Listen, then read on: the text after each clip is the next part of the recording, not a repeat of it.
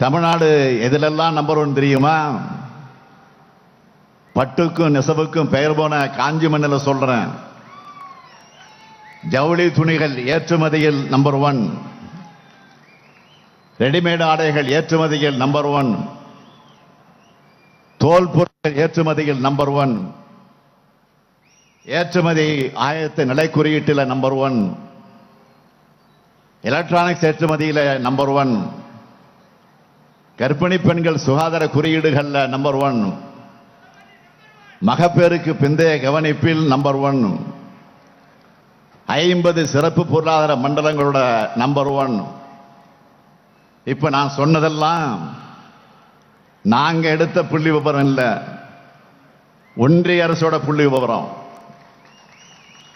பழனிசாமி ஆட்சியில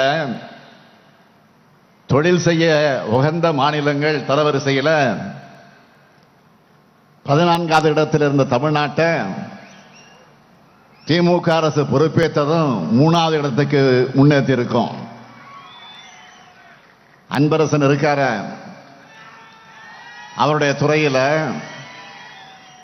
start up India தரவரிசையில் பழனிசாமி ஆட்சி காலத்தில் கடைசி நிலையில் இந்த தமிழ்நாட்டை நம்ம ஆட்சிக்கு வந்த ஒரே ஆண்டில் லீடர் ஆக்கி இப்ப முதலிடத்தை பிடிச்சிருக்கோம்.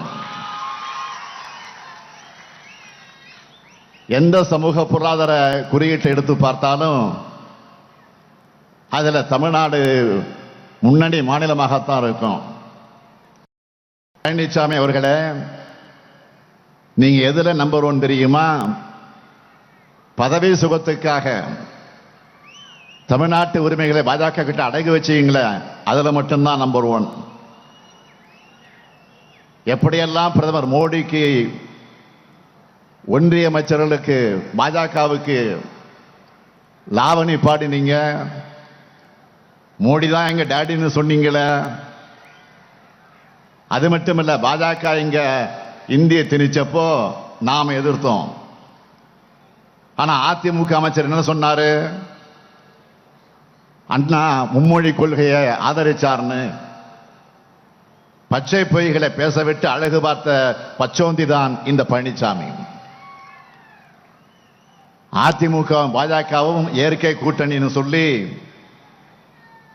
சென்டிமெண்ட் மழை தான் பழனிசாமி நாடக கம்பெனி. இப்போ பிரிஞ்சது மாதிரி நாடகம் போடுற பழனிசாமி இன்னைக்கு ஒரு பத்திரிகைக்கு பேட்டி கொடுத்திருக்கிறாரு. ஒருவேளை அதிமுக சில இடங்கள்ல வென்று பாஜகவுக்கு பெரும்பான்மை தேவைப்பட்டா ஆதரிப்பீங்களா அப்படின்னு கேள்வி கேட்கிறாங்க. அதற்கு ஒப்புக்காக கூட ஆதரிக்க மாட்டோம்னு பழனிசாமி பதில் சொல்லல. பொறுத்திருந்து பாருங்கன்னு வாய்தா வாங்கி இருக்கிறார் பழனிசாமி. இதுதான் அவருடைய பாஜக எதிர்ப்பு லட்சணம். எங்கேயாவது பாஜக எங்கள் கொள்கை எதிரின்னு பழனிசாமி சொல்லியிருக்காரா? பாஜகவை ஒருபோதும் ஆதரிக்க முடியாதுன்னு ஏன் அவரால் திட்டவட்டமா சொல்ல முடியல? ஏன்னா முதுகு வளைந்து பாதம் தாங்கு பழனிசாமியால ஒருபோதும் பாஜகவை எதிர்க்க முடியாது. அதுதான் உண்மை. அதிமுகவுக்கு போடும் வாக்கு என்பது பாஜகவுக்கான வாக்குதான். பழனிசாமியுடைய பகல் வேஷங்களும் பச்சை பொய்களும் இனி தமிழ்நாட்டு மக்களிடம் எப்பவும் எடுபடாது. இப்ப தமிழ்நாட்டு மக்கள் இந்தியாவோட எதிர்காலம் இந்தியா கூட்டணியுடைய கைகளில் பாதுகாப்பா இருக்கின்ற நம்பிக்கையில் இருக்காங்க. இந்தியா கூட்டணிக்கான ஆதரவால இந்தியா முழுக்க வீசுது.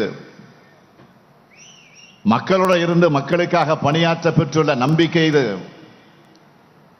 திமுக காங்கிரஸ் ஆட்சி காலத்தில் ஒன்றியத்தில் எத்தனை சாதனைகள் செஞ்சிருக்கிறோம்? பெரிய பட்டியலே இருக்கு.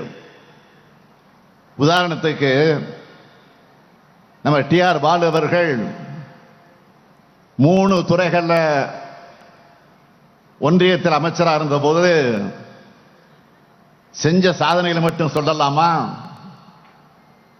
ஒன்றிய பெட்ரோலியத்துறை அமைச்சராக பாலு இருந்தப்போ தமிழ்நாட்டுக்கு மட்டுமே 22,758 கோடி ரூபாய் மதிப்பிலான 15 பெரிய திட்டங்களை கொண்டு வந்தார். சுற்றுச்சூழல் வனத்துறை அமைச்சரா தேசிய பல்கலைக்கழக உயிரின வளங்கள் ஆணையத்தை தமிழ்நாட்டுக்கு கொண்டு வந்தார். கப்பல் தரவழி போக்குவரத்து மற்றும் நெடுஞ்சாலைத்துறை அமைச்சராக இருந்தப்போ 56,644 கோடி ரூபாய் மதிப்பிலான திட்டங்களை தமிழ்நாட்டுக்கு கொண்டு வந்தது.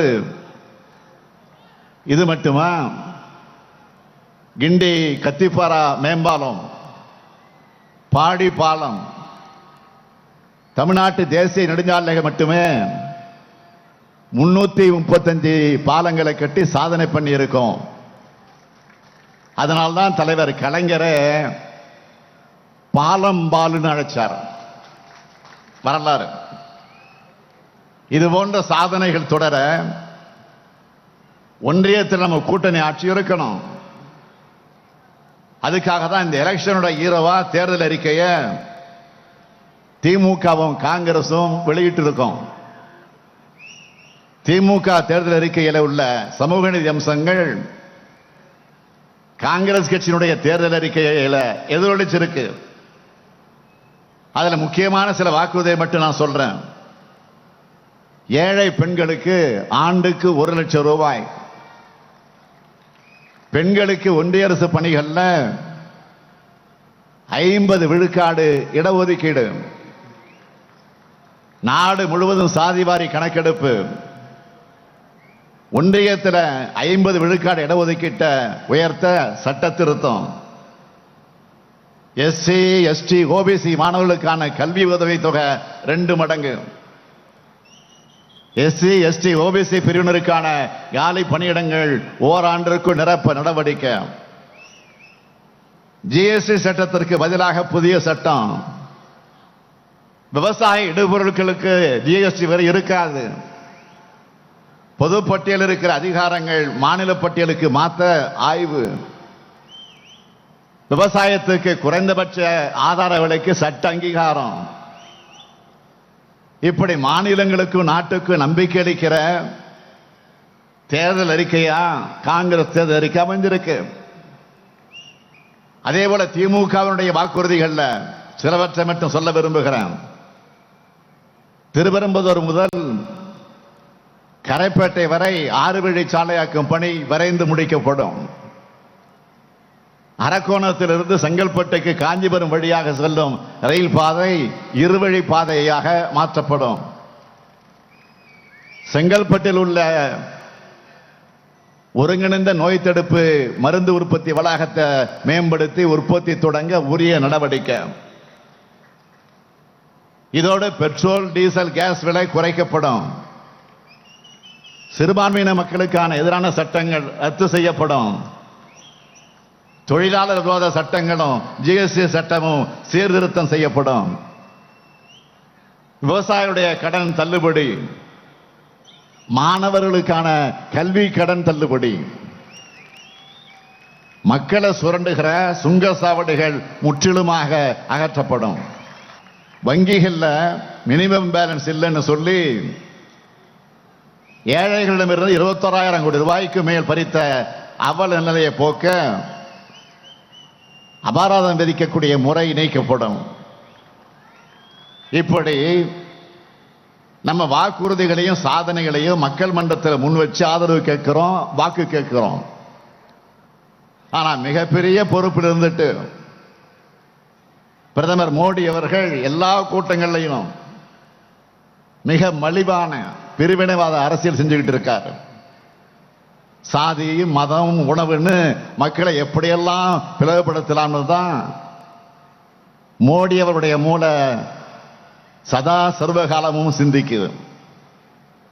இப்படி மக்களை பிளவுபடுத்த சிந்திக்கிறதுல 1% மக்களுக்கு நல்லது செய்ய சிந்திச்சிருக்கிறாரா மோடி அவர்கள்?